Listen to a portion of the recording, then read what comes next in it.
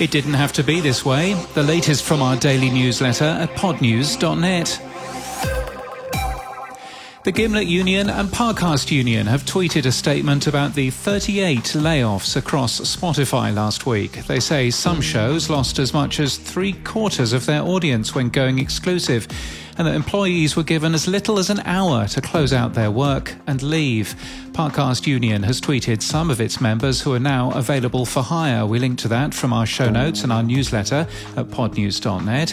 A tweet from Dr. Ayanna Elizabeth Johnson, former co-host of the now cancelled How to Save a Planet, said, Spotify invested zero in building the show's audience, then forced us to go exclusive to Spotify, and then cancelled it because it didn't build a big enough audience. Meanwhile, Spotify has responded to our story on Friday about a Spotify original being made without the original hosts. They said, At Spotify we take intellectual property extremely seriously.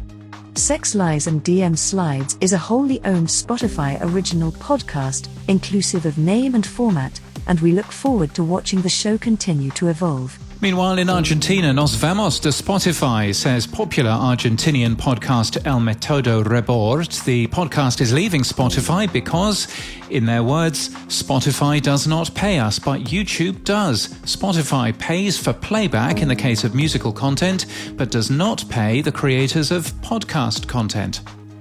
Podcast commercials effective or skippable? New Voodoo spoke to 1,700 people, half of whom feel there are too many commercials in podcasts, but 68% listen to many of them, and most have taken action because of an ad they heard. Dave Weiner points out there's no indication on the New York Times' site about the RSS feed address for their new podcast Hard Fork. What's the problem in supporting the open standard, he asks. And in further reading, Adam Bowie on why podcasters should read their contracts carefully and why RSS feeds are valuable. Danny Brown on where next for exclusive podcasts after the Spotify news. And Vanessa Pacheco has written about how a rave podcast has built an engaged community by understanding its audience, focusing on the I'm Peaking podcast. In People News, LaFontaine Oliver is the new CEO at New York Public Radio, the owners of WNYC. He'll move from WYPR in Baltimore in January. It's the tech stuff this Monday. Phase 6 of the new podcast namespace proposes a number of new tags. Amongst them is Podcast TXT. For free-form content, it'll replace email addresses as feed verification. There's an enhancement to podcast chapters, which allows for an indication that chapters are coming soon. I have proposed Podcast Has Guests, mainly to stop people trying to become guests on this podcast. It's not long enough. Podcast Events allows for real-time communication back to the podcaster, where events are secure webhooks like you've got a new review or somebody has pressed play, and Podcast State to help directories know what state a podcast account is in, like a free trial period or a lapsed feed. Podgraph is publishing transcripts of podcasts. It's powered by OpenAI Whisper. Snipped is also powered by OpenAI Whisper, they say. How many unknowns do you see in your host's podcast stats? Using live data from OP3, the OPORG user agent is showing less than 5% unknowns. Is yours as good as that?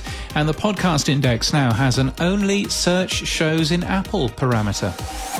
And in podcast news, Curveball is back for a third season. The podcast features in-depth interviews with an influential person who takes you inside a challenging time to offer insights into tackling life's tricky and traumatic moments. It's from Dead Set Studios and ARN's iHeart Podcast Network Australia.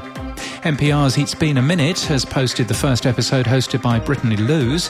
She interviews Stacey Abrams about the power and pitfalls of being an icon, how her win would shift the politics of the Deep South, and how she balances pragmatism and hope. And Been There, Done That starts season 4 with a chat with Mark Maron and producer Brendan McDonald. Why WTF is so successful and what Mark Maron gets out of it. And that's the latest from our newsletter. To read all the stories and subscribe, we're at podnews.net.